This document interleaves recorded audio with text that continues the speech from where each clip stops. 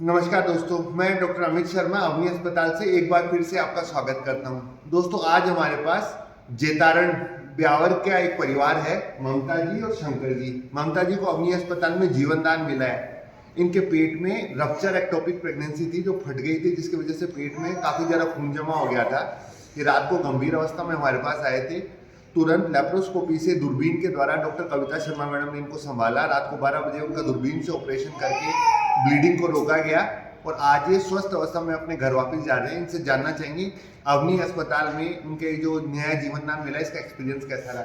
नमस्ते बहन, अपना नाम बताइए। ममता। क्या तकलीफ होगी थी बहन आपको? मेरे पेट में पता नहीं एकदम से दर्द हुआ। मैंने सोनोग्राफी करवाई तो वहाँ बोला कि आपके पेट में खून जमा हो गया, आपकी नली फट गई। तो मैंने इस हॉस्पिटल के बारे में, कविता मैडम के बारे में कहीं से जानकारी मिली।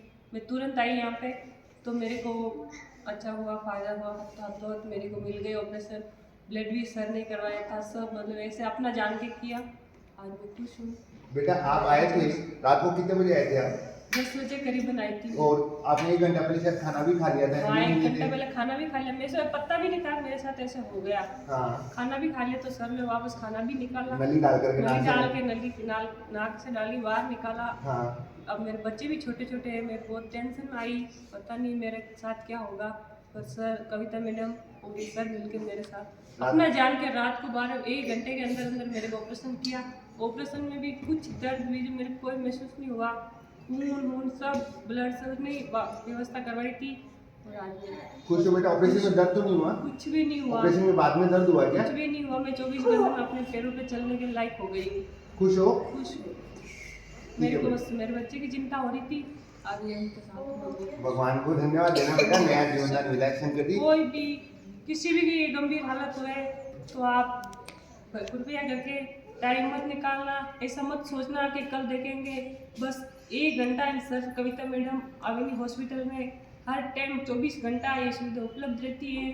किसी बहन भाई के साथ हो जाए तो आप जल्दी से जल्दी यहाँ आइए। इसको आप ना हल्के में मत लेना कि कल देखेंगे, 1 घंटे बाद में देखेंगे, ये कभी मत ही सोचो। खुश हो बेटा? शंकर जी, आप क्या काम करते हैं?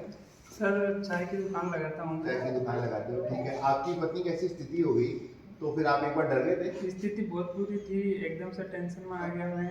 बोला नली फट गई और खून बह गया, हालत बहुत गंभीर थी। तो मैं जानकारी से यहाँ पहुँचा और तुरंत ही इलाज शुरू किया और 1 घंटे में ऑपरेशन करके बाहर ले आए। 1 घंटे में ऑपरेशन थिएटर में ले भी गए? इतनी तैयारी 1 घंटे में ऑपरेशन की होती नहीं है, उसमें ऑपरेशन क्लियर भी हो गया और आज सब कुछ ठीक है। ठीक है। जब इमरजेंसी में इतना ब्लीडिंग हो गई तो आपसे ब्लड डोनेट करवाया, हॉस्पिटल में अपने आप बंदोबस्त कर लिया था? नहीं, सब कुछ व्यवस्था हॉस्पिटल से हुई, हमें कोई दिक्कत नहीं आई।